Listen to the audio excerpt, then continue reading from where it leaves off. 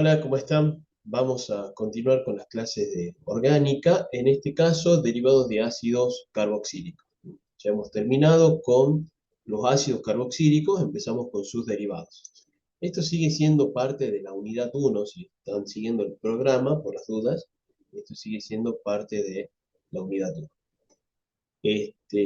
Bueno, ¿qué nos vamos a encontrar acá en los ácidos, en los derivados de ácidos? Una reacción que hemos nombrado en el ácido carboxílico, pero solamente hicimos ecuaciones generales, que es la sustitución nucleofílica por mecanismo de adición-eliminación. Todo esto, el tema principal, el mecanismo y la reacción principal de los derivados de ácido va a ser la sustitución nucleofílica, mecanismo de adición-eliminación. O sea que si ustedes la aprenden a los pasos y a las etapas, van a poder hacer todos los mecanismos que son todos iguales. Esa es la ventaja que tiene este tema, a pesar de que parece que es bastante, ¿sí? Tiene esa ventaja, ¿no? De que el mecanismo de sustitución nucleofílica, mecanismo de adición-eliminación, es el mismo. Hay excepciones, pero todo es en base a esa reacción. Bueno, aquí están los contenidos, yo los voy a pasar, eso después ustedes lo pueden leer. Eh, la descripción de derivados de ácidos, ¿no? Que yo lo voy a hacer acá con esto, con la imagen. Después ustedes esto lo leen, ¿no? Acá.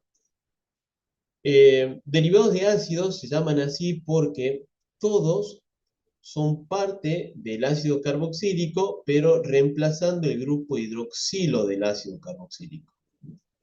Entonces, si ese grupo hidroxilo es reemplazado por un halógeno, estamos en presencia de los halogenuros de acilo, o también se llaman haluros de ácido, es lo mismo. Si reemplazamos el grupo hidroxilo por todo esto, fíjense que es todo este grupo, ese grupo se denomina acil-oxilo. Si reemplazamos el grupo hidroxilo por un grupo acil-oxilo, se convierte en un anhídrido. Si reemplazamos el grupo hidroxilo del ácido por un grupo alcoxído, se convierte en un éster. Y si reemplazamos el grupo hidroxilo por un grupo amino, recuerden que este se llama amino, no amina, dice con O, el grupo amino, obtenemos una amida. En este caso es una amida primaria. Puede existir amida secundaria, puede existir una amida terciaria. Eso va a depender cuántos sustituyentes tenga el átomo de nitrógeno de la amida. Bueno, esos son los derivados de ácido, los temas que vamos a desarrollar acá, ¿no? Perdón, antes de continuar, ¿qué tienen todos en común? Todos tienen en común el carbono carbonílico. Todos tienen en común ese carbono del grupo carbonílico. Y nosotros ya aprendimos, digo aprendimos porque ya tuvimos las primeras clases, ¿no? Donde yo le expliqué electrófilo y nucleófilo. Entonces aprendimos que los grupos carbonílicos presentan un carbono deficiente en electrones, por lo tanto ese carbono va a ser electrófilo. Entonces todos son acá electrófilos. Todos los derivados de ácidos tienen en ese carbono electrofílico la propiedad química de electrofilia. Son reactivos electrofílicos, por lo tanto reciben el ataque de nucleofílicos. O sea, un nucleófilo va a ir a esa posición cediendo electrones. Y por eso la propiedad química se llama sustitución nucleofílica, porque un reactivo nucleofílico va a reaccionar con nuestro derivado de ácido. Bueno, ¿qué otra cosa habíamos visto ya previamente? Que no todos los electrófilos tienen la misma fuerza. O sea, aquí, si bien son todos carbonos carbonílicos, son todos electrófilos, pero no todos tienen o presentan la misma electrofilia, son diferentes. Eso va a hacer que sean de reactividades diferentes a la sustitución nucleofílica. Propiedades físicas.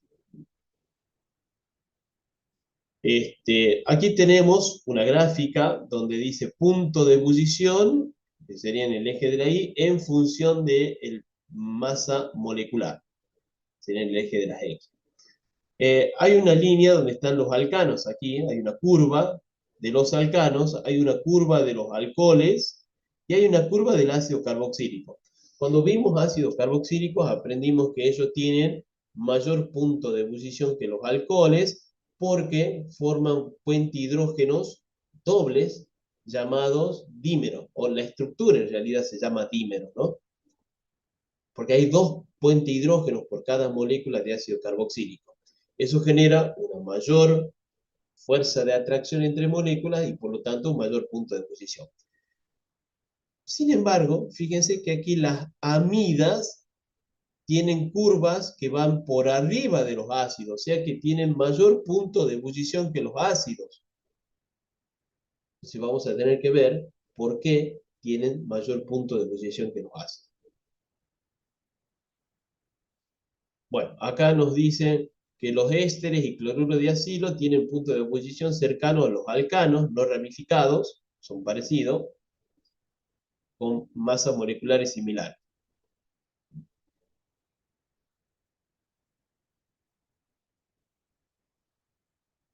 Y acá están las amidas. Tienen puntos de ebullición más altos comparado con otros compuestos de masa molecular similar. Ya vimos, más altos que inclusive los ácidos carboxílicos. Y acá aparece las amidas. Acá abajo hay un dibujo, un esquema de las amidas. El nitrógeno es el que tiene color azul. Ese es el nitrógeno. Las amidas logran también formar un dímero, igual que los ácidos carboxílicos. Pero su puente hidrógeno es más fuerte que el de los ácidos carboxílicos.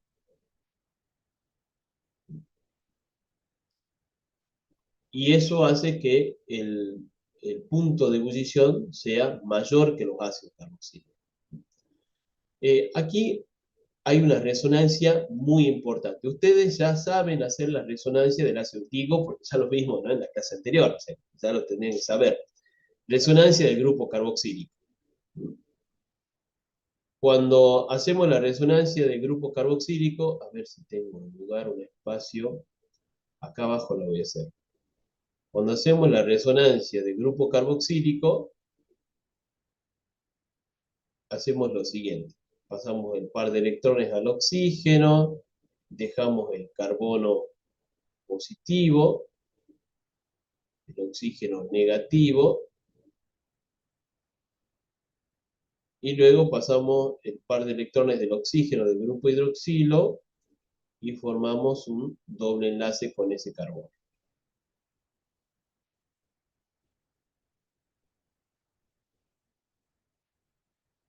Bueno, esa es la resonancia del ácido carboxílico. Existen nombres para determinar estas estructuras resonantes. La estructura 1, tanto para el ácido carboxílico como la amida, la estructura 1, se denomina estructura fundamental, porque no tiene separación de cargas todavía. En cambio, la estructura 2 y la estructura 3, lo mismo, tanto para el ácido y para la amida, se llaman estructuras en estado de excitación, porque hay separación de carga ahí, ¿no? Aquí le falta la carga positiva al carbono, ahí está, eso no está dibujado, ahí le estoy aumentando yo, en la estructura 2. Entonces, tenemos una estructura en el estado fundamental y dos estructuras en el estado excitado. Generalmente la estructura en el estado fundamental es la más estable porque no presenta esa separación de carga. Y como es la más estable, generalmente es la que más aporta al híbrido de resonancia. Entonces, en el ácido carboxílico, la estructura 1, la que más aporta al híbrido de resonancia es esa estructura 1 por ser la más estable. Pero acá en las amidas, la estructura 3 va a ser la más estable, a pesar de que es una estructura en estado excitado. Eso se debe a que hay mucha tendencia del nitrógeno a ceder su electrón y formar un doble enlace con el carbono. Entonces pasa a ser la forma, porque cuando uno dice aporta más al híbrido de resonancia es porque se parece más a la estructura real de la molécula o el comportamiento real de la molécula. Entonces la molécula, la estructura de las amidas, tienen un comportamiento que responde más a esta estructura 3. Entonces esta es la excepción. Por eso yo les decía, generalmente lo habitual es que la estructura en estado fundamental sea la más estable, la que más aporta al híbrido de resonancia, pero hay excepciones. Esto sería una excepción en la vida.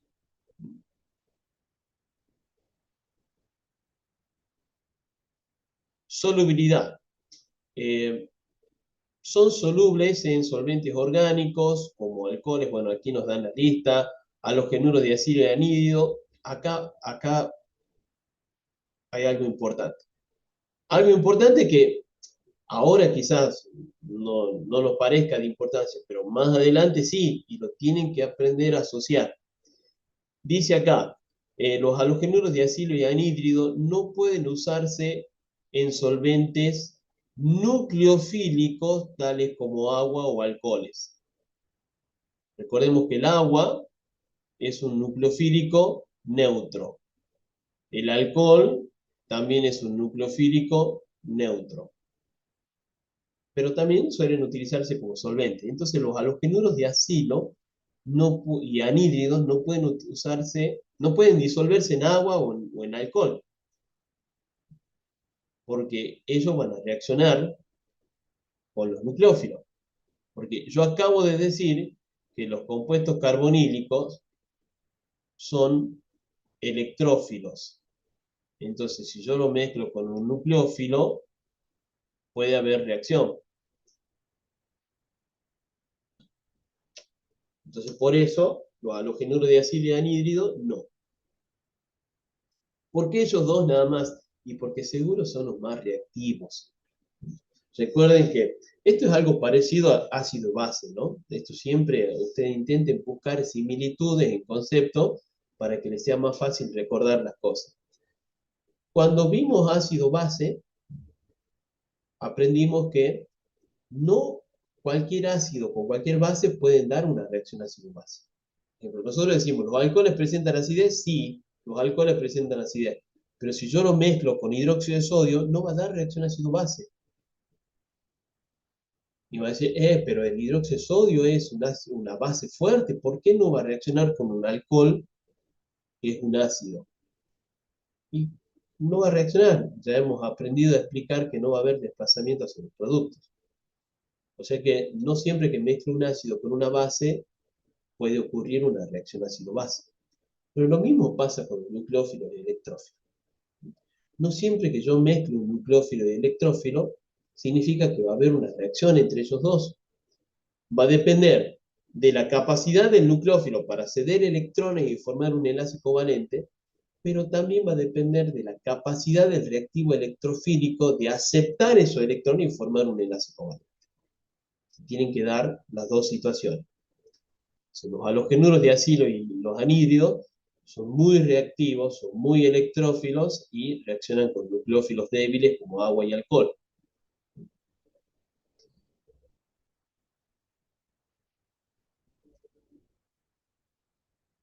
En cambio, los ésteres y las amidas, no.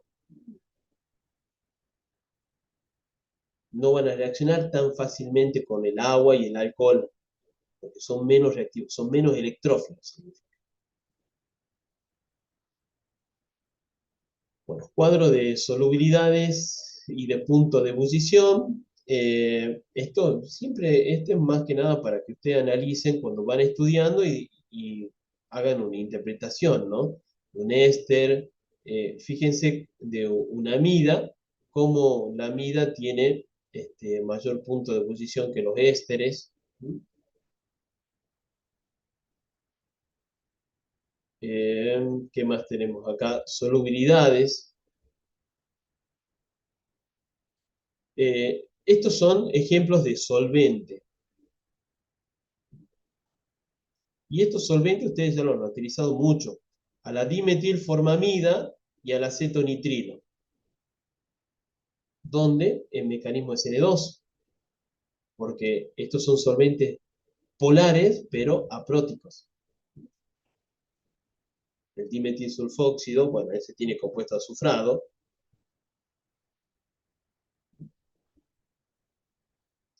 Pero son solventes polares apróticos. Vamos a las propiedades químicas de los derivados de ácido. Reacciones de sustitución nucleofílica en el grupo acilo. Perdón. ¿Saben a qué se llama grupo acilo? El grupo acilo está representado de la siguiente manera. Así. Ese es el grupo acilo. Obviamente acá en el extremo, en este extremo de acá, yo voy a poner así un garabato, ¿no? En este extremo va a haber un sustituyente. Pero el grupo acilo solamente se llama a esta estructura. Ese es el grupo acilo. A los derivados, y viene bien que nombremos esto porque los derivados de ácidos se llaman agentes acilantes. Significa que transfieren su grupo acilo a otra molécula. ¿Quién va a ser la otra molécula? El nucleófilo.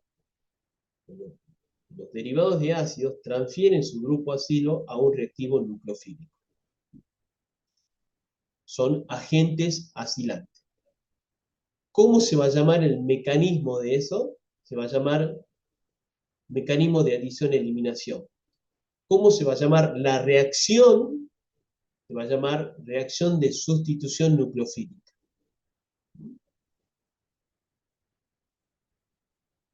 Hay algunas veces que también se utiliza, en vez de poner sustitución nucleofílica o adición-eliminación, para resumirlo, se dice acilación. Y ese nombre ya lo deben conocer. En los compuestos aromáticos, cuando hacemos la acilación de Friedel-Crafts, ya que estamos, miren, qué bueno es recordar eso y lo vamos asociando a todos los conceptos. ¿Qué es la acilación de Friedel-Crafts? La acilación de Friedel-Crafts es la reacción del benceno con un halogenuro de acilo, con un derivado de ácido. ¿Y qué se obtiene? Se obtiene una cetona, porque solamente el grupo acilo queda unido al benceno, el cloro no. Entonces se llama acilación Friedel-Crafts. Bueno, esto ahora nosotros lo podemos llamar, desde el punto de vista del halogenuro de acilo, una sustitución nucleofílica, mecanismo de adición-eliminación. Desde el punto de vista del benceno, es una sustitución electrofílica aromática, donde el benceno actúa como nucleófilo y el halogenuro de acilo es el electrófilo. Pero desde el punto de vista del halogenuro de acilo, es una sustitución nucleofílica porque reemplazamos al cloro por un nucleófilo. Mecanismo de adición-eliminación.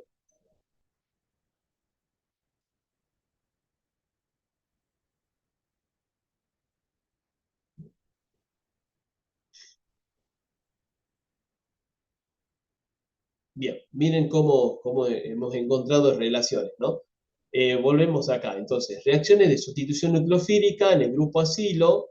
En esta reacción, el nucleófilo reemplaza al grupo saliente, Z. Bueno, ¿quién va a ser Z? Acá nos dice. Si es un ácido carboxílico, Z va a ser este grupo hidroxilo. Si es un halogenuro de acilo, Z va a ser un halógeno. Si es un anhídrido, Z va a ser un acil-oxilo, porque es un grupo acilo con oxígeno, acil-oxilo. Si es un éster, Z va a ser un grupo alcóxido.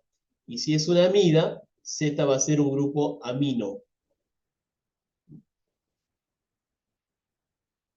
Bueno, esa es la sustitución nucleofílica. Un reactivo nucleofílico ataca al carbono electrofílico del grupo acilo. O puedo decir del grupo carbonilo también, ¿no? ¿Cómo va a ser el mecanismo? Bueno, estas son las etapas que yo tengo que conocer. Pueden variar, sí, porque pueden haber protonación, desprotonaciones, pero las etapas siempre se tienen que cumplir. Esas etapas son adición del reactivo nucleofílico y eliminación del grupo saliente. Esas son las etapas que se deben cumplir en la sustitución nucleofílica. Por ejemplo, acá empieza. Reactivo nucleofílico se une al electrofílico. Para eso debo desplazar los electrones hacia el átomo de oxígeno, si no ese carbono va a superar el octeto.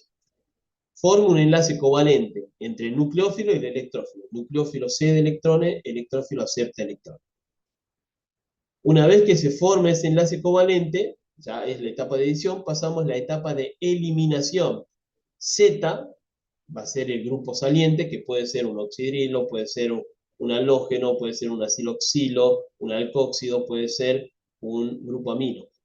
Entonces eliminamos Z y se restituye nuevamente el doble enlace carbono-oxígeno. Se restituye nuevamente el enlace carbono-oxígeno.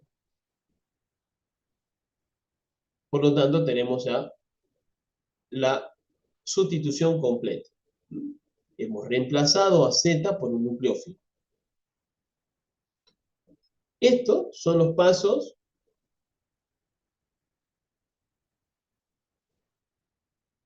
Esos son los pasos que se deben cumplir siempre en las reacciones de sustitución nucleofílica, mecanismos de adición y eliminación.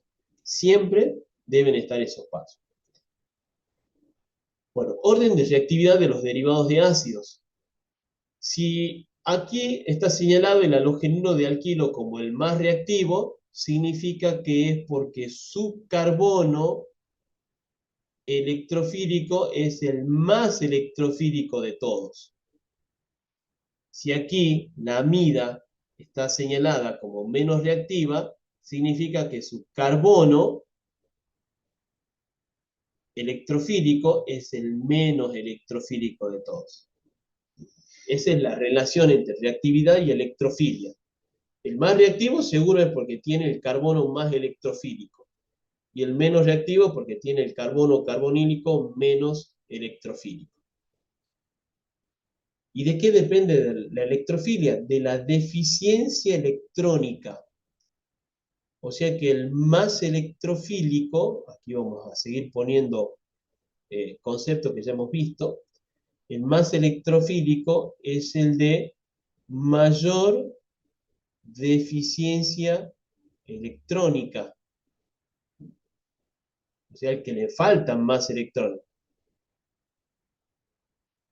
Mayor deficiencia de electrones. En cambio, al menos electrofílico es porque tiene la menor deficiencia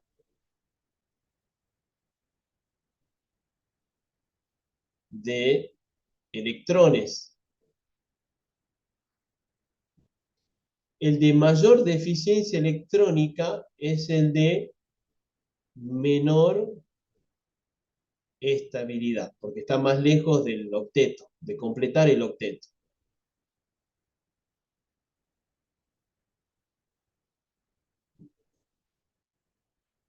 Menor estabilidad. Estamos hablando del carbono, no de la estructura molecular. No estamos diciendo que los halogenuros de ácido son inestables. Estamos hablando solo del carbono carbonílico y su comportamiento electrofílico, y estamos relacionando todos esos conceptos. ¿Bien? En cambio, en la amida, este carbono, porque es menos electrofílico, tiene menor deficiencia electrónica, es el más estable. Está más cerca de completar el octeto. Porque no le faltan electrones. Entonces está más cerca de completar el octeto. Yo utilicé los dos extremos. Esto va cambiando, ¿no? Hacia arriba aumenta la electrofilia, hacia abajo disminuye, según cómo está este esquema que tenemos en la diapositiva. Bueno, aquí están otra vez los pasos de la sustitución nucleofílica. Primero, la adición del nucleófilo. Fíjense que en la etapa de adición, el carbono adopta una hibridación sp3 momentánea, y luego, en segundo paso, la eliminación del grupo saliente. Y aquí tenemos, dice, las reactividades de los agentes acilantes frente a un nucleófilo depende de dos factores. Aquí vamos a ver cómo explicamos la reactividad, esa que me decía en este cuadro, acá. Acá ya me definió la reactividad, pero bueno, vamos a modificarla. Primero, uno, la electrofilia del carbono carbonílico, que es lo que venimos ya analizando, ¿no? Acá yo analicé electrofílico y deduje que tenía que ser de esa manera. Ahora vamos a ver por qué el halogenuro de acilo es el más electrofílico y por qué la amida es menos electrofílica. Y después de terminar eso, vamos a ver un segundo criterio para explicar el orden de reactividad, que es la basicidad del grupo saliente. Entonces son dos criterios que explican lo mismo, desde puntos de vista diferentes, pero llegan a la misma conclusión, que el halogenuro de acilo es el más reactivo. Hay que manejar las dos explicaciones, porque cada una representa una etapa distinta. Cuando analizamos la electrofilia, representa la etapa de adición. Cuando analizamos la basicidad, representa la etapa de eliminación.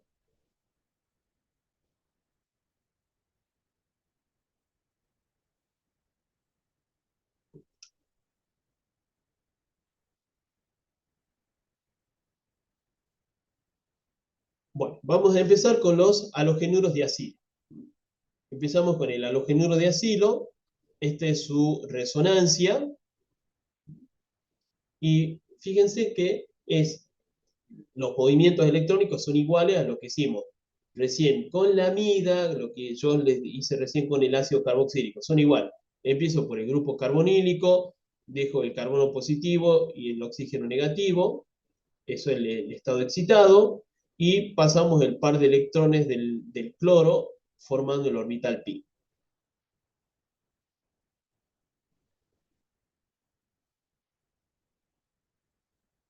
Entonces acá, vamos a ver qué sucede. Parecería que hay un efecto de resonancia que le está cediendo electrones a este carbono de carga positiva, que es mi carbono electrofílico. Pero ese efecto dador, o resonancia de cloro, es un efecto muy débil, a diferencia de cualquier otro efecto de resonancia. Siempre la resonancia es de los efectos electrónicos más fuertes, pero en este caso no. Es el más débil. Conclusión, el único efecto que prevalece cuando tenemos un halogenuro de acilo es el efecto inductivo atractor del cloro. O sea, alguien que le está quitando electrones al carbono. O sea que el carbono está perdiendo electrones tanto por el oxígeno, que por este salto de los electrones pi, y además por la electronegatividad del cloro. Ahí les pongo así dos densidades como para que vean que está perdiendo electrones por todos lados de ese carbono. Entonces es muy deficiente en electrones. Si es muy deficiente en electrones, perdón, si es muy deficiente en electrones es porque es muy electrofílico. Y si es muy electrofílico, va a tener mucha atracción por el nucleófilo y por eso su reactividad es mayor. Ustedes lean después esto de acá para ver que dice con otra palabra prácticamente lo mismo. A ver, lo voy a leer ahora. La deficiencia electrónica del carbono no se puede compensar por resonancia, que es lo que dijimos, ¿no? Debido a que el solapamiento entre los orbitales P del carbono y del cloro no es efectivo. Bien. Y esto requiere que uno maneje la teoría del orbital molecular. ¿Cómo se forman los orbitales pi moleculares? Únicamente por un solapamiento lateral de dos orbitales p puros paralelos entre sí. Eso, Padre Nuestro, de Orgánica 1. Entonces. El carbono tiene orbitales 2p, el cloro tiene orbitales 3p. Miren, lo hice así, diferente tamaño, porque son así. Entonces, esa diferencia hace que el solapamiento sea poco efectivo. Acá dice no efectivo. Es poco efectivo, no efectivo, se refiere a lo mismo. O sea que el orbital pi formado en la resonancia es débil y por eso el efecto de resonancia es débil. El efecto neto es atraer, dice acá, densidad electrónica mediante efecto inductivo. O sea que me está diciendo que el único efecto que prevalece es el inductivo. Lo cual hace al carbono carbonílico mucho más electrofílico. Vamos con el anhídrido. Aquí, con el anhídrido, tienen que tener en cuenta dos explicaciones. Una, si la explicación la estoy comparando con el halogenuro de acilo, y otra, si la explicación la estoy comparando con el éster, porque no es lo mismo. No es que sea lo mismo, diferente, pero vamos a tener otra descripción, digamos. Si lo tengo que comparar con el halogenuro de acilo. El halogenuro de acilo es de mayor electrofilia, mayor reactividad. ¿Por qué? Porque con el cloro tiene un efecto inductivo atractor. En cambio, en el anhídrido, el oxígeno tiene un efecto de resonancia dador. Eso va a hacer que el carbono electrofílico disminuya su electrofilia porque ya tiene un oxígeno que le está cediendo, diferente al carbono del acilo que el cloro le está quitando. Ahí está la diferencia entre ellos dos. Entonces, el anhídrido tiene un electrófilo, un carbono electrofílico de menor deficiencia electrónica y va a tener menor reactividad. Ahora, ¿qué sucede si lo comparo con un éster? El éster es menos reactivo que el anhídrido.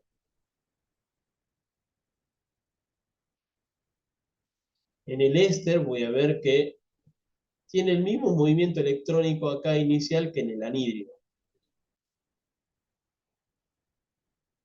La diferencia va a estar en que el oxígeno del anhídrido, si bien cede sus electrones al carbono carbonílico, pero tiene que distribuir a dos carbonos carbonílicos. O sea, tiene que repartir sus electrones tanto al carbono carbonílico de la izquierda como al carbono carbonílico de la derecha. Entonces eso hace que cuando tiene que repartir el oxígeno sus electrones, su efecto sea más débil comparado con el efecto dador de electrones en el oxígeno del éster, donde ahí el oxígeno concentra todos sus electrones en un solo carbono. Y el efecto dador pasa a ser más fuerte. Pasa a ser más fuerte en el éster, el efecto dador del oxígeno, pasa a ser menor la electrofilia del carbono carbonílico, pasa a ser menos reactivo el éster que el anhídrido.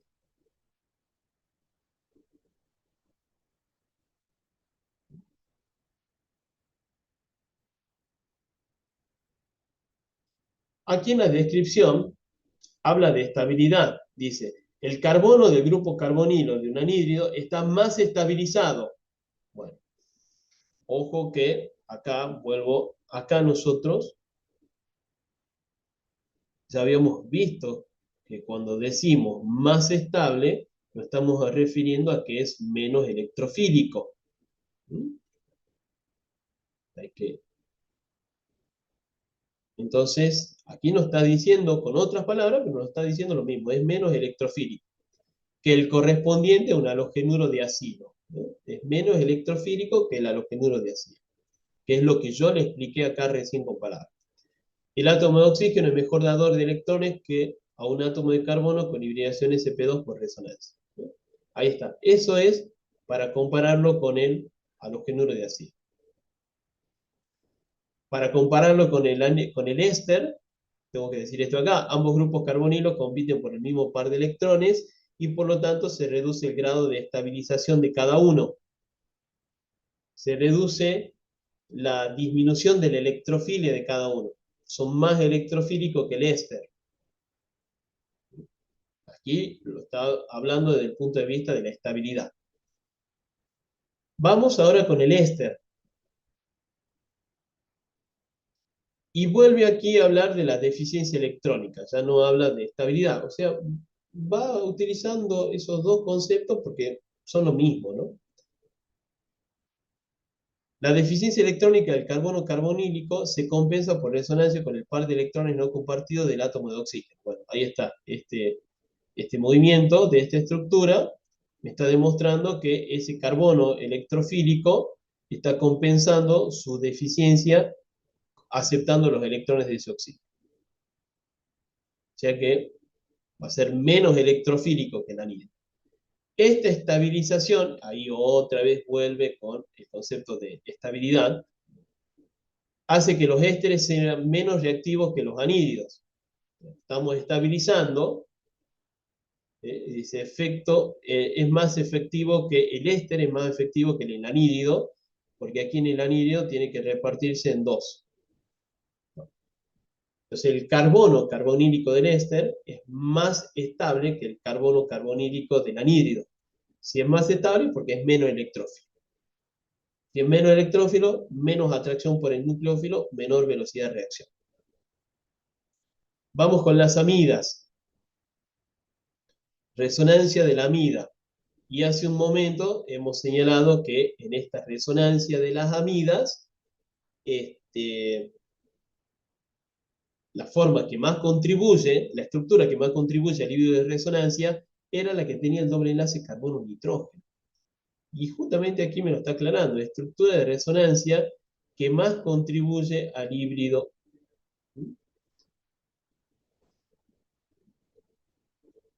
Acá, este orbital pi molecular sí está formado por dos orbitales p del mismo nivel, 2p del carbono, 2p del nitrógeno.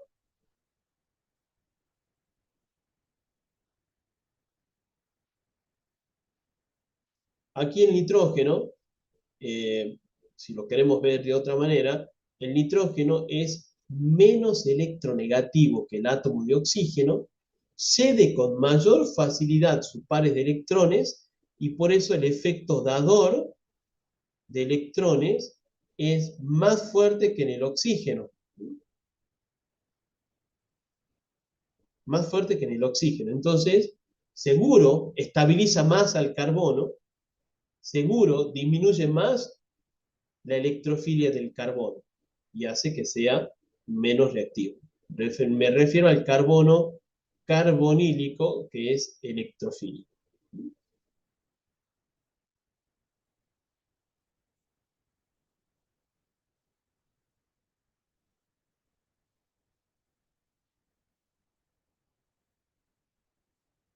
Bueno, aquí nos dan los datos, serían datos experimentales que reflejan por qué esta estructura de resonancia es la que más representa el híbrido. Porque la longitud de enlace, primero, 1,35 es menor a la que tendría que tener un enlace simple carbono-nitrógeno, 1,47. Entonces significa que no hay un enlace simple ahí solo, puro. Y también la energía de rotación. Lo inorgánica 1 las proyecciones de Newman, ustedes aprendieron que todo enlace sigma permite libre rotación a los átomos que están enlazados por enlace sigma. El enlace sigma, carbono carbonílico con el nitrógeno, tiene mucha energía de rotación. Y eso es porque no rota, porque hay formado un orbital pi. Eso explica que hay formado un orbital pi. Entonces, los orbitales pi impiden la libre rotación de los átomos. Por ejemplo, los carbonos de un alqueno no pueden girar entre sí.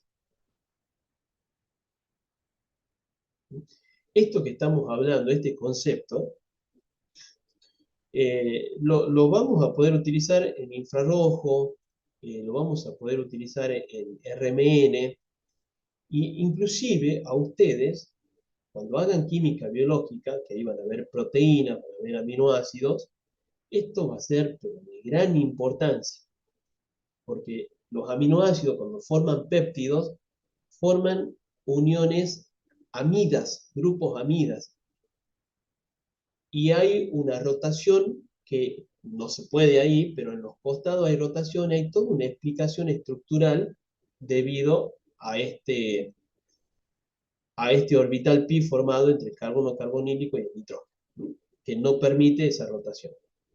Miren de importante que termina siendo conocer este concepto. Bueno, volvemos a un cuadro de reactividad, es el mismo que habíamos visto recién. El halogenuro de acilo es el más reactivo, la amida es el menos reactivo. Pero ahora, en el cuadro, nos ponen estabilidad, que es lo que ya hice. Voy a volver hacia atrás, ¿no? Voy a volver hacia atrás, bien. Es lo que ya pusimos acá. El más reactivo tiene que ser el de menor estabilidad, el menos reactivo tiene que ser el más estable.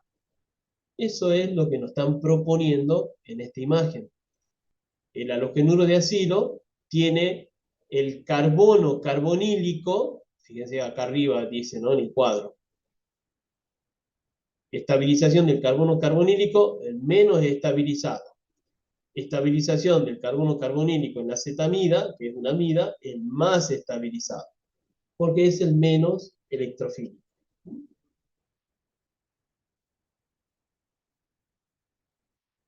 Tenemos los mapas de potenciales electrostáticos, que esto en definitiva nos están midiendo la electrofilia, es una forma de medir la electrofilia. Miren, este valor numérico, más 26,3 del cloruro de acetilo, sería la medida de la electrofilia. Podríamos asociarlo con electrofilia. Mayor deficiencia electrónica, mayor electrofilia. Después viene el anhídrido acético, más 23, va disminuyendo la electrofilia, ya dijimos por qué. Después tenemos el acetato de etilo, más 17,6, menos electrofilia.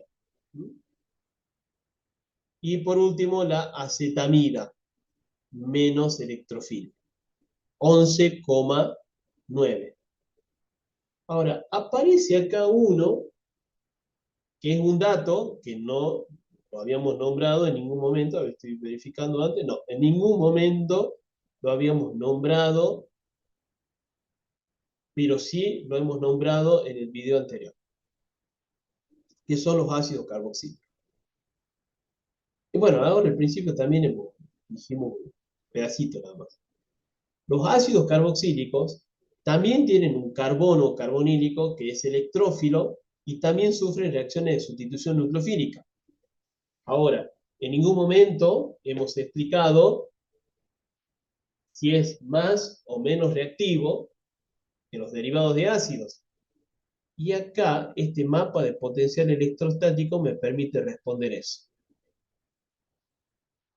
Según este potencial electrostático, los ácidos carboxílicos son más reactivos que los ésteres y menos reactivos que los anhídridos.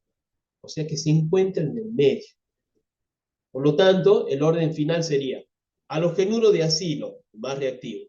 Después viene el anhídrido, el ácido carboxílico, el éster y el menos reactivo, la amida.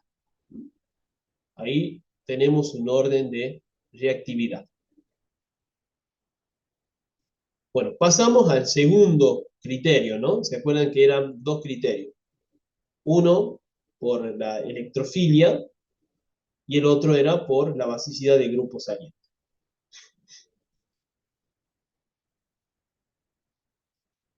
Por la basicidad del grupo saliente, vamos a decir lo que dice acá.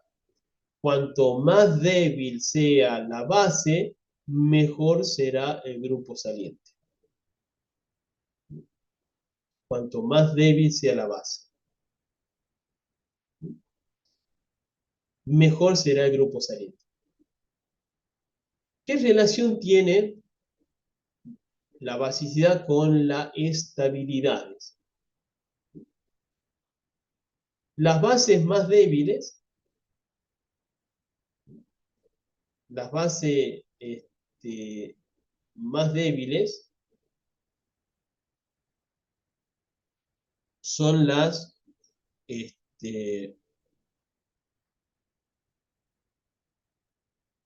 son las más estables. Estaba pensando ahí si no me estaba equivocando, sí.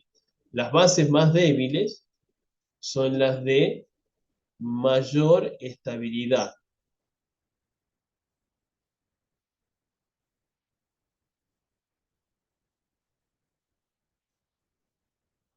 Por eso es que cuanto más débil sea el grupo saliente, significa que más estable es el grupo que va a salir y se va a poder mantener así porque es estable. Entonces, más fácil es eliminarlo porque estoy eliminando un grupo que se va a volver estable, se va a encontrar estable. En cambio, cuando ese grupo es inestable y no se va a querer romper, no va a querer eliminarse, va a hacer fuerza por quedarse unido, enlazado, porque significa que si se separa, va a ser de menor estabilidad. Y eso le pasa a las bases más fuertes. Cuando las bases son más fuertes es porque son de menor estabilidad.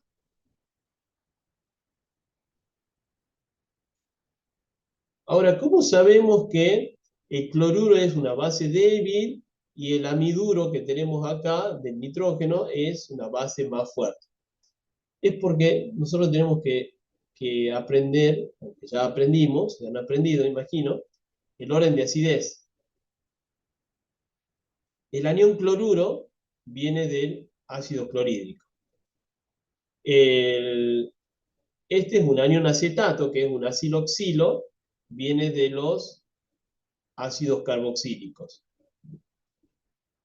El anión alcóxido viene de los alcoholes. El oxidrilo viene del agua. Vamos a poner así, en este orden. Y el amiduro viene del amoníaco. Esos son los ácidos. El orden de acidez de estos grupos sería así: el ácido clorhídrico más ácido que el ácido carboxílico más ácido que el agua más ácido que el alcohol más ácido que el amoníaco. Entonces su base conjugada tiene que ser de fuerza opuesta. El ácido clorhídrico, que es el ácido más fuerte, tiene que formar la base más débil. El amoníaco, que es el ácido más débil, tiene que formar la base más fuerte. Por eso tenemos eso. Acá conviene poner el oxidrilo,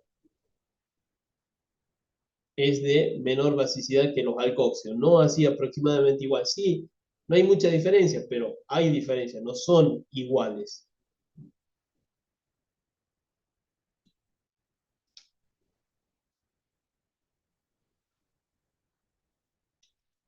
Con el grupo saliente, el orden de reactividad no cambia.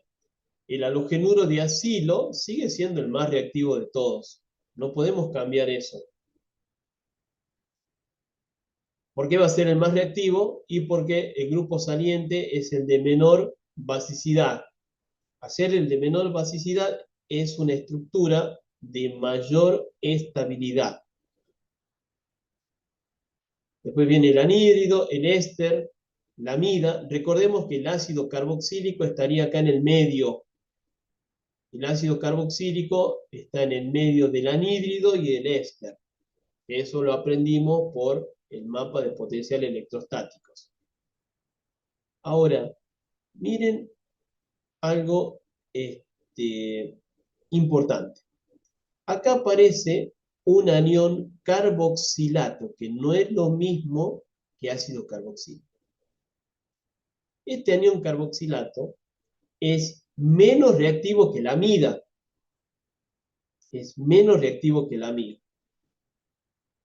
Significa que su carbono carbonílico tiene que ser menos electrofílico que el carbono carbonílico de la amida. Y si es menos electrofílico es porque el carbono tiene que ser más estable que el carbono de la amida.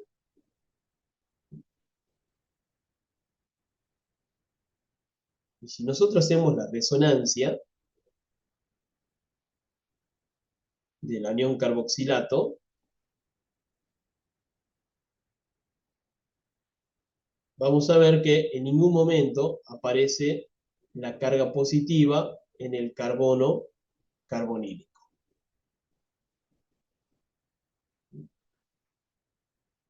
Significa que es un carbono con muy poca deficiencia electrónica, con muy baja electrofilia, un carbono muy estable.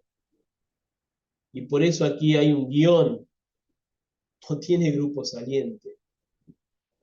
Es muy difícil que reaccione el anión carboxilato por sustitución nucleofílica. Hay algunos casos, excepciones, que lo va a poder hacer, que ya vamos a ver. Bueno, en realidad ya lo hemos visto. En los ácidos carboxílicos, la reacción con el litio, primero el litio hace reacción ácido-base, queda el anión carboxilato, y después el litio actúa como nucleófilo, o sea que ese tiene la capacidad para ingresar, pero no cualquier nucleófilo, no van a encontrar otro. El reactivo de Grignard, por ejemplo, no lo hace.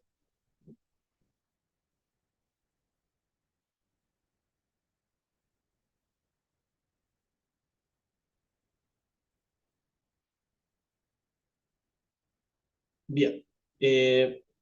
Propiedades ácido-base.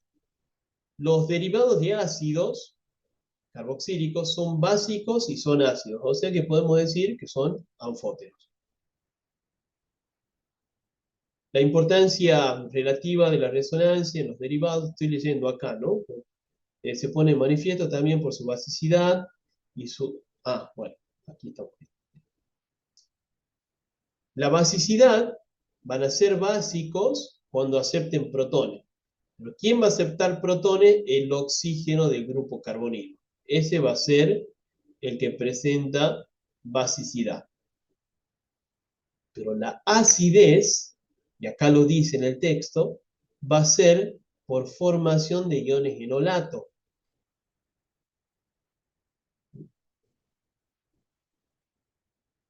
En los compuestos carbonílicos, aldehído, cetona, ácido carboxílico, derivados de ácido, el carbono que está a la par del grupo carbonílico se llama carbono alfa. El que sigue, carbono beta. El que sigue, carbono gamma. Y el que sigue, carbono delta, y así. Alfa, beta, gamma, delta, y bueno, sigue el alfabeto griego. Pero generalmente los más usados son alfa y beta. En química orgánica 2 ya va a llegar el momento que también vamos a utilizar los gamma y los delta. Los iones enolato solamente se forman en el carbono alfa de los compuestos carbonílicos, únicamente con él, porque ese anión enolato formado se conjuga con el carbono carbonílico y entra en resonancia y se estabiliza.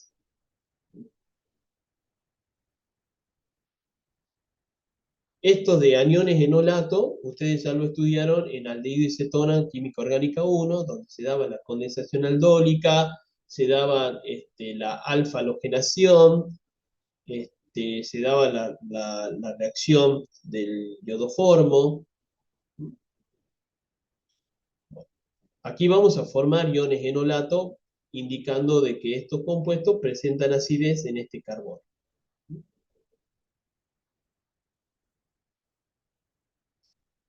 acidez de los hidrógenos alfa en derivados de ácidos comparados con la acetona.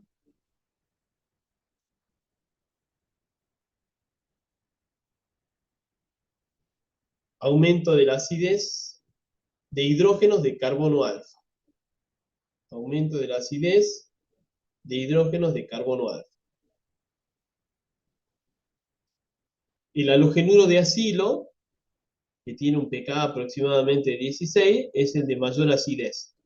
Después vienen la acetona, los ésteres y por último las amidas. Sería así entonces, el orden de acidez. Ahora, ¿no les resulta familiar algo de esto? Este orden es el mismo orden de reactividad. Es el mismo orden de reactividad con respecto a la sustitución nucleofílica. El mismo. O sea que ahí le podemos agregar todos. En esa lista no está el ácido, no está el anión carboxilato, lo podemos agregar, no está el anhídrido, lo podemos agregar. ¿Sí? Tenemos este orden de reactividad para la sustitución nucleofílica, va a ser el mismo orden para la acidez de los hidrógenos en carbono alfa. ¿Y por qué se da el mismo orden? ¿Por qué es parecido? Porque aquí la acidez del carbono alfa va a depender de la estabilidad del carbono carbonílico. Va a depender de la estabilidad del carbono carbonílico. Algo que también afectaba a la reacción de sustitución nucleofílica. Entonces, ¿qué podemos decir? Cuanto sea de menor estabilidad ese carbono carbonílico, mayor va a ser la capacidad de conjugación. Miren, aquí estoy haciendo abajo. Aquí está el anión enolato.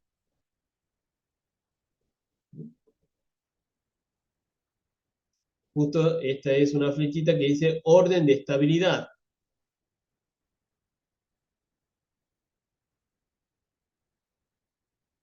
Entonces, este carbono carbonílico es de menor estabilidad por el efecto inductivo atractor del cloro, ¿sí? Y eso va a hacer que el carbono carbonílico tenga mucha atracción por el par de electrones del anión del carbono alfa. Entonces, el anión del carbono alfa se va a estabilizar porque va a tener alguien con quien conjugarse.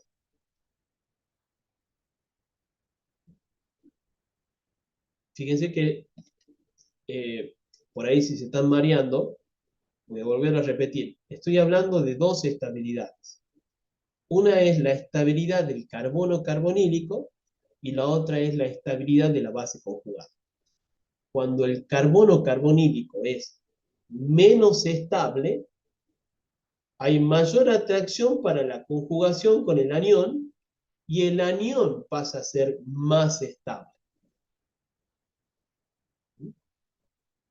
Aquí en la cetona ya tenemos un efecto inductivo dador. Hace que el carbono sea un poquito más estable y va a hacer que esta conjugación disminuya. Entonces el anión disminuye su estabilidad. En un éster, aquí tengo un efecto dador más fuerte, un efecto de resonancia. Entonces el carbono carbonílico es más estable y tiene menos capacidad de atracción de conjugación con el anión enolato. Por eso el anión enolato baja su estabilidad y por lo tanto menor acidez del carbono alfa. Y con el nitrógeno pasa lo mismo. Aquí el nitrógeno tiene un efecto dador muy fuerte, estabiliza mucho al carbono carbonílico y por eso tiene poca conjugación con el anión enolato. Si se conjuga poco es porque el anión enolato es de menor estabilidad. ¿Y qué hubiera pasado si tengo aquí el anión enolato del anión carboxilato. Mucho peor. Mucho peor porque aquí dijimos que hay muy poca electrofilia de este carbono, significa que es muy estable, está muy estabilizado porque los dos oxígenos le están cediendo electrones. Está formando orbitales pi con los dos átomos de oxígeno. Recuerden la teoría del orbital molecular del anión carboxilato. Entonces, este anión y casi cero la posibilidad de deslocalizarse. El anión enolato de un anión carboxilato es muy inestable, por eso el carbono alfa es de acidez casi cero, tendiendo a cero. Por eso es el de menor acidez y por eso responde a lo que yo les decía acá, a la acidez. Ese sería el de mayor acidez en el carbono alfa. No se olviden que es acidez del carbono alfa. Y el carboxilato sería el de menor acidez en el carbono alfa.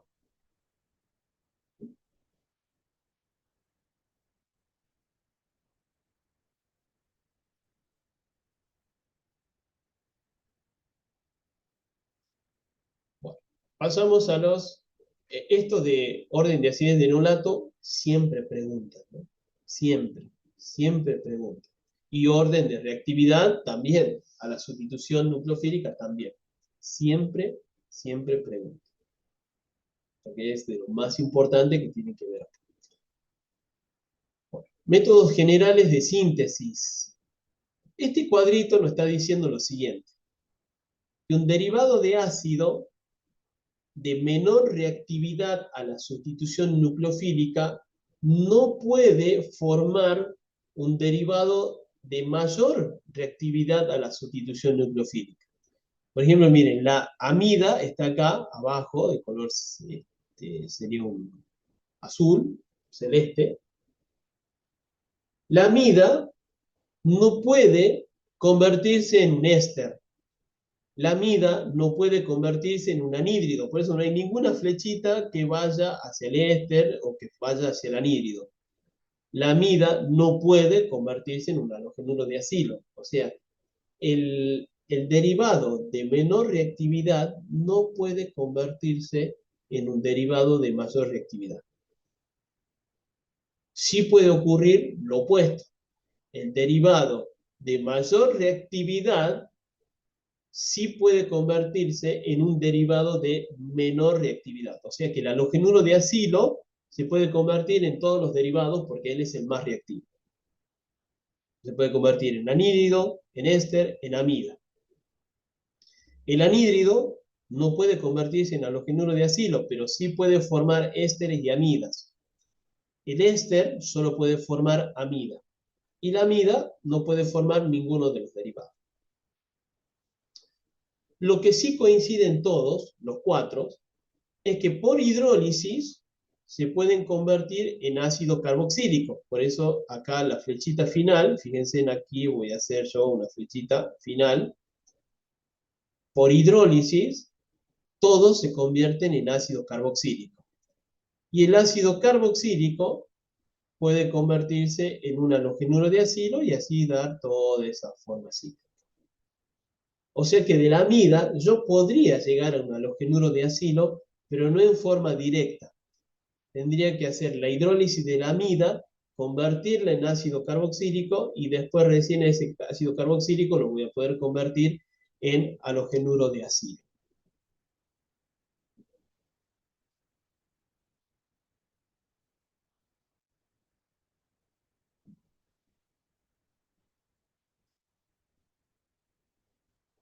Bueno, vamos con los halogenuros de acilo. Métodos de obtención. Estas son todas ecuaciones generales. Fíjense que en todas reemplazamos el grupo hidroxilo por un halógeno. En este caso está reemplazando todo por cloro. Podría haber utilizado, por ejemplo, acá arriba, el tribromuro de fósforo y hubiera obtenido acá en vez de cloro un bromo. Eso para que tengan en cuenta. También se puede obtener con bromo. Pero de todas estas reacciones que hay acá, la más eficiente es esta última. Es con el cloruro de tionilo. ¿Por qué la más eficiente? Porque es la que deja por sí sola purificado al producto. Porque estas dos especies químicas son volátiles. Entonces no necesito hacer ninguna, esto hablando si estoy sintetizando en un laboratorio, ¿no? Ustedes desde Orgánica 1 que vienen estudiando métodos de obtención de diferentes compuestos orgánicos, pero nunca les dijeron, creo yo, por lo menos en la teoría no dicen nada, de que esos métodos dejan otros subproductos que son impurezas, que son impurezas. Entonces, cuando uno está en el laboratorio, tiene que después de hacer el método de obtención, tiene que eliminar las impurezas si quiere una sustancia pura. Entonces, con eso también se mide el rendimiento de las reacciones, ¿no?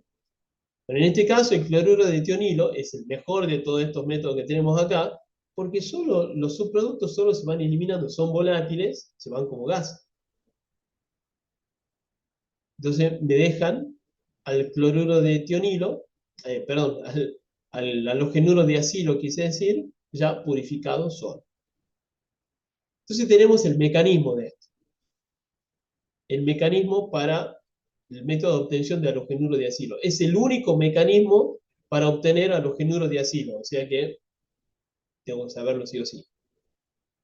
Esto es, en realidad, la reacción es una sustitución nucleofílica por mecanismo de adición-eliminación, pero primero se prepara la molécula para la sustitución nucleofílica. Bien.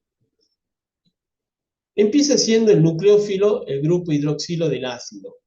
El azufre es el electrófilo, forman un enlace covalente entre ellos dos, y el oxígeno se desprotona, aquí está la pérdida del protón, y el azufre elimina al cloro, volviendo a formar un doble enlace. Aquí se elimina el ácido clorhídrico y se forma este compuesto. ¿Qué hemos logrado con esto? Obtener un buen grupo saliente. Y ahora sí empieza la etapa de sustitución nucleofílica. Como el medio se hizo ácido por la presencia del ácido clorhídrico, primero se va a protonar el oxígeno básico. ¿Se acuerdan que recién dijimos que el oxígeno del grupo carbonilo presenta basicidad? Entonces este actúa como base y se protona con el ácido, acepta el protón. Esa protonación es importante porque esa protonación aumenta la electrofilia del carbono carbonílico. Siempre que protonamos al carbono carbonílico, siempre que protonamos al oxígeno del grupo carbonilo, el carbono de ese mismo grupo aumenta su electrofilia. Entonces así permite el ingreso del reactivo nucleofílico que es el anión cloruro. Esta sería la etapa de adición. Y por último tenemos la salida del grupo saliente y la eliminación del hidrógeno para restituir el grupo carbonilo. Esta sería la etapa de eliminación. Y ya tenemos la sustitución nucleofílica.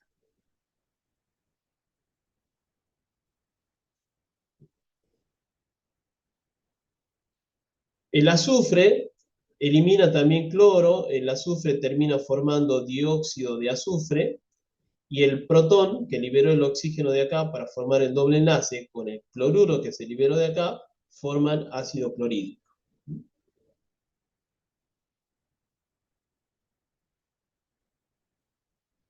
O sea que el oxígeno del carbonilo, siempre que se protona, aumenta la electrofilia, pero después vuelve a formar el carbonilo eliminando el protón.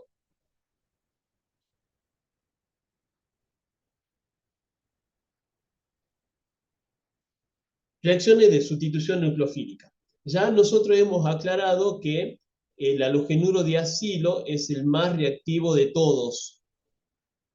Bueno, esto tiene que quedar demostrado en las ecuaciones químicas.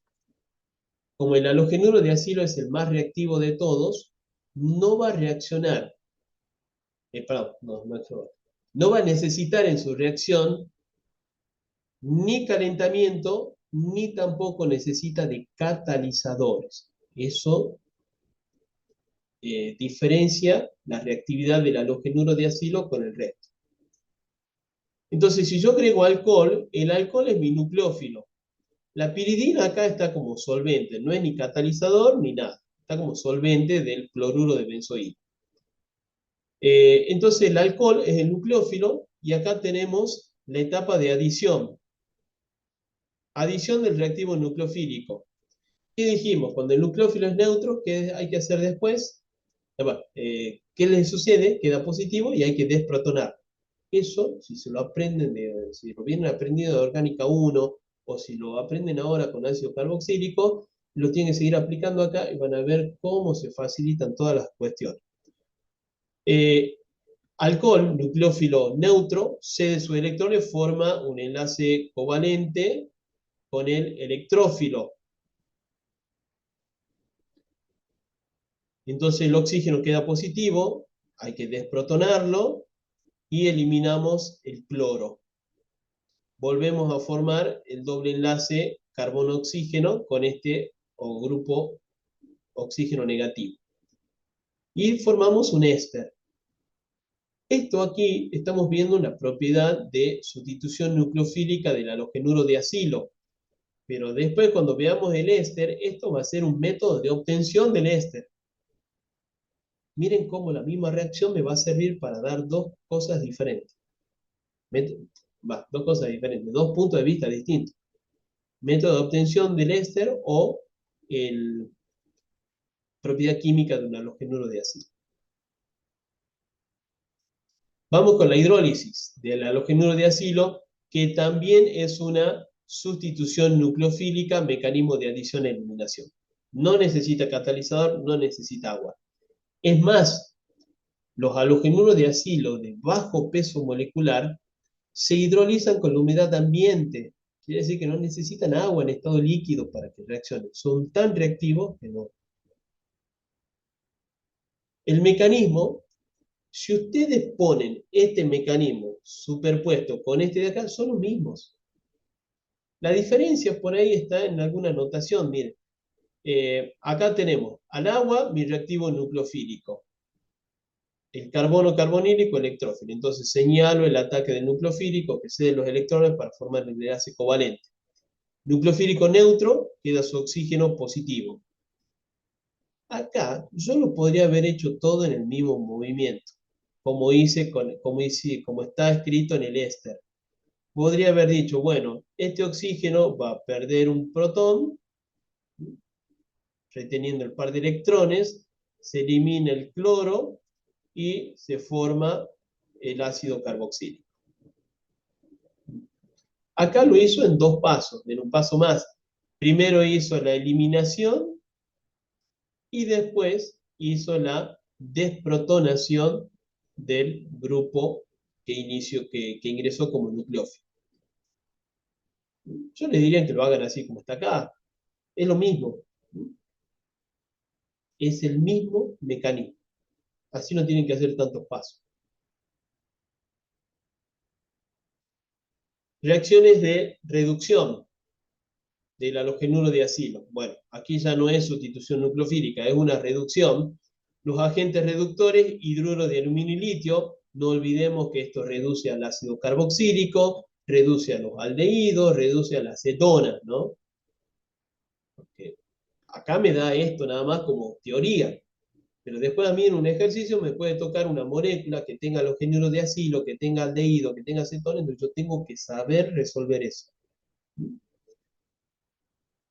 Bueno, la reducción de los halogenuros de acilo forma alcoholes primarios.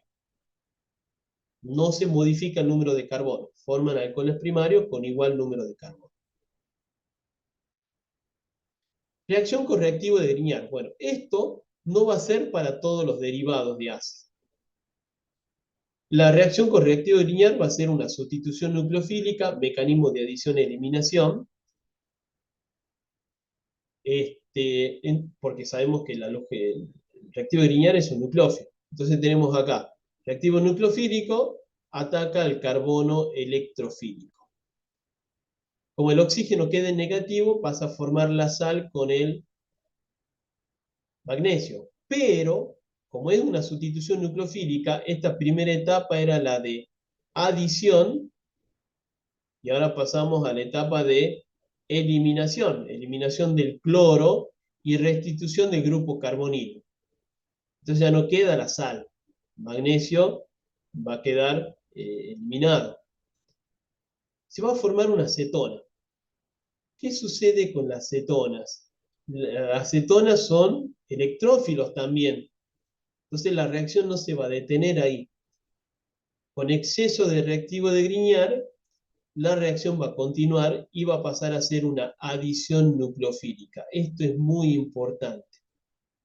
Porque ustedes habrán visto que cuando estudiamos ácido carboxílico y hablamos de los compuestos carbonílicos y la electrofilia, aparece siempre como ejemplo el aldehído y cetona. Siempre. Siempre aclarando que ellos tienen reacciones de adición.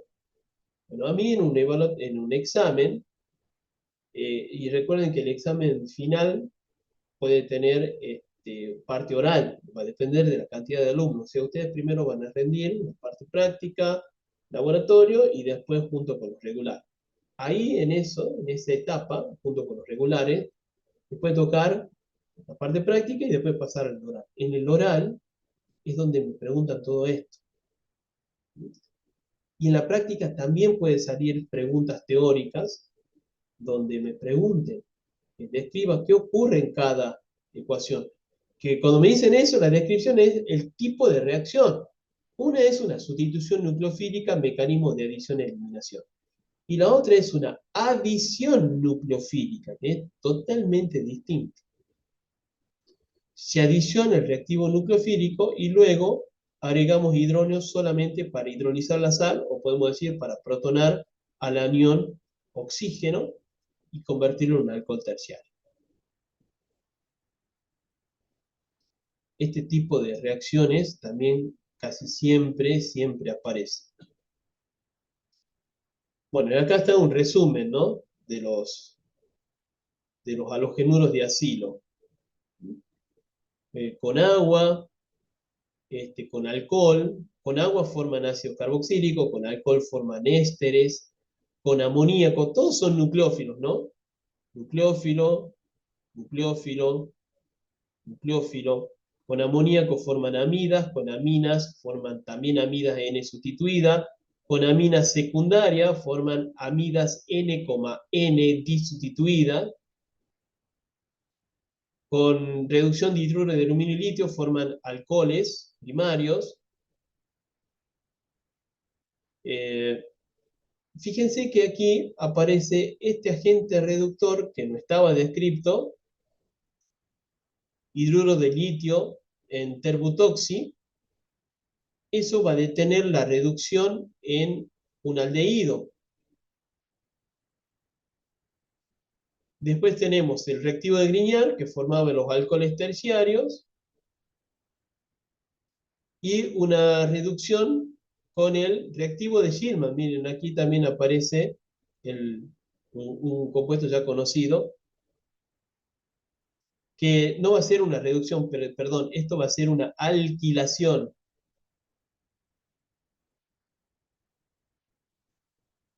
Ese grupo R del reactivo de Schirman es este R que está acá. O sea, va a ser una sustitución nucleofílica y el nucleófilo va a ser el grupo R del reactivo de Schirman.